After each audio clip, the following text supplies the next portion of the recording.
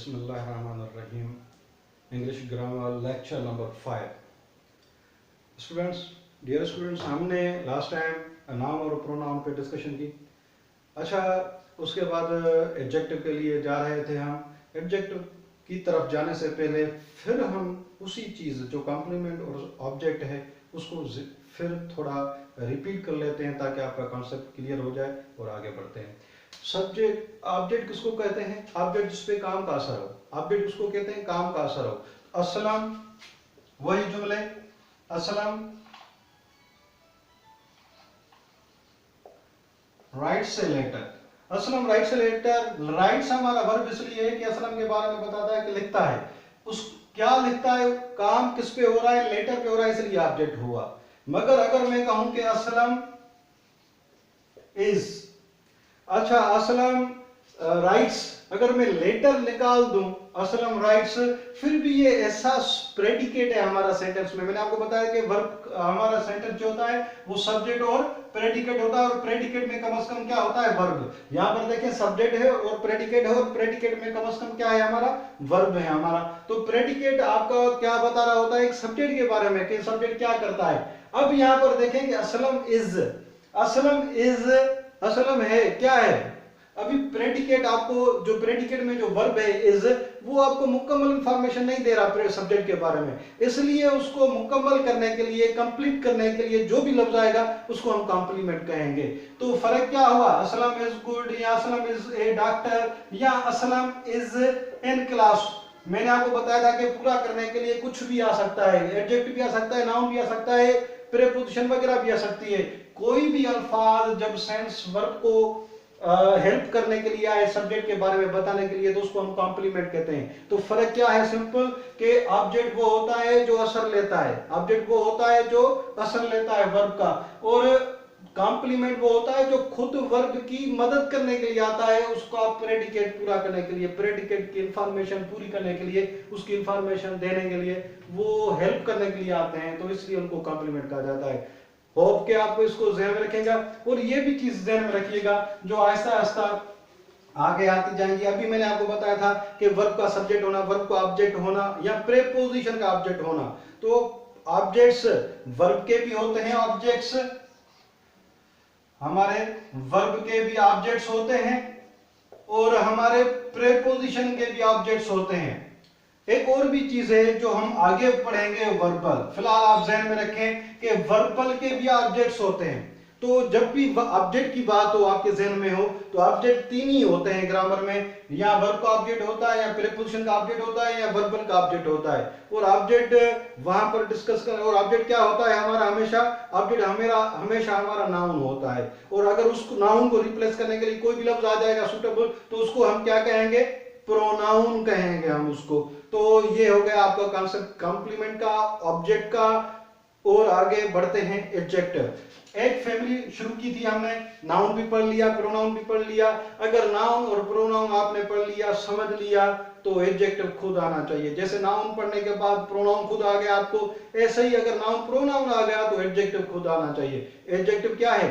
Definition की जरूरत नहीं, आप ज़हन में रखें, बस कॉन्सेप्ट रखें। एडजेक्टिव क्या है? जो अभी हमने नाउन और प्रोनाउन पढ़े, लास्ट लेक्चर्स में जो नाउन और प्रोनाउन पढ़े, उस नाउन और प्रोनाउन के बारे में ज्यादा इंफॉर्मेशन देने वाला लफ्ज जो भी होगा वो हमारा क्या होगा? एडजेक्टिव होगा। जो नाउन और प्रोनाउन, सिर्फ नाउन और प्रोनाउन, किसी और चीज के लिए नहीं कह रहा हूं। नाउन और प्रोनाउन कहां मिलेंगे आपको सेंटेंस में? हमेशा वो आपको या सब्जेक्ट, वर्ब का सब्जेक्ट होंगे, या वर्ब का ऑब्जेक्ट होंगे, नाउन या प्रोनाउन, या प्रीपोजिशन का ऑब्जेक्ट होंगे, या वर्बल का, जो अभी मैंने डिस्कस किया कि वर्बल का ऑब्जेक्ट होते होंगे। तो उन्हीं जगहों पर ये जो नाउन है हमारे, तो डिस्कशन कर रहे हैं, वो हमारे जो नाउन है, उन नाउन की जगह पर प्रोनाउन जो आता है, उन नाउन और प्रोनाउन दोनों के बारे में अगर कोई लफ्ज ज्यादा इंफॉर्मेशन देगा तो उसको हम एडजेक्टिव कहेंगे। जुमला लिखेंगे, आसानी से समझ जाएंगे, और बिल्कुल आसान चीजें हैं ये। असलम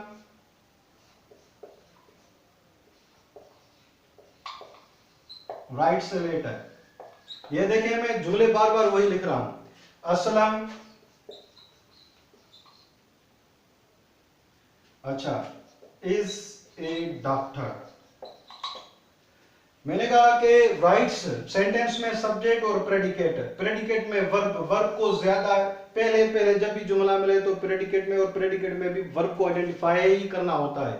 जब भी आपको कोई सेंटेंस करेक्शन के लिए से आपको मिलेंगे जरूर तो पहले ही वर्ब को आइडेंटिफाई किया जाता है। तो यहाँ पर इज ये इसलिए कि सब्जेक्ट के बारे में बताता है कि क्या करता है, ये इसलिए इज वर्ब है कि सब्जेक्ट के बारे में बताता है कि वो क्या है। अभी यहाँ पर देखें, ये हमारा ऑब्जेक्ट है और ये हमारा कॉम्प्लीमेंट है।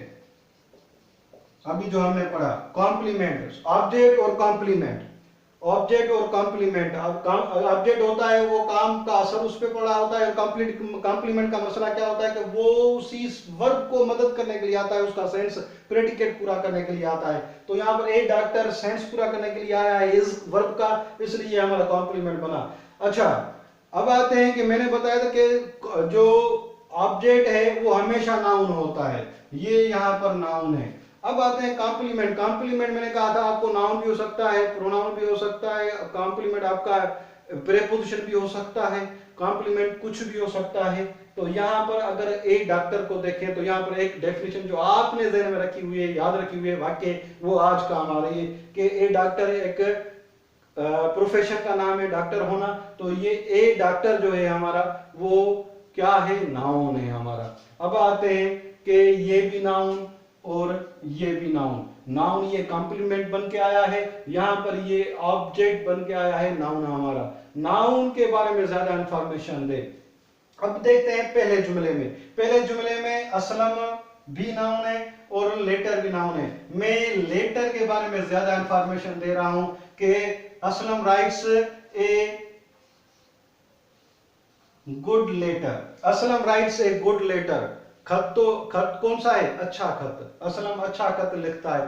तो गुड किसको इंफॉर्मेशन दे रहा है, लेटर। बेड लेटर भी हो सकता था, यहाँ पर लेटर के बारे में इंफॉर्मेशन दे रहा होता लफ्ज। तो यहाँ पर लेटर के बारे में ज्यादा इंफॉर्मेशन देने के लिए गुड आया है। यहाँ पर देखिए असलम इज ए डॉक्टर, यहाँ पर उसके प्रोफेशन की बात हुई, नाउन था। अगर मैं यहीं पर गुड डॉक्टर लिखूं, बेड डॉक्टर लिखूं, इंटेलिजेंट डॉक्टर, क्लेवर डॉक्टर लिखूं, ये सारे अल्फाज इस डॉक्टर के बारे में ज्यादा इंफॉर्मेशन दे रहे हैं, उसको एक्सप्लेन कर रहे हैं, उसको डिस्क्राइब कर रहे हैं, इसलिए हमारे क्या हो गए, यहाँ पर गुड क्या हो गया, इसलिए एडजेक्टिव हो गया कि उसने नाउन के बारे में ज्यादा इंफॉर्मेशन दी।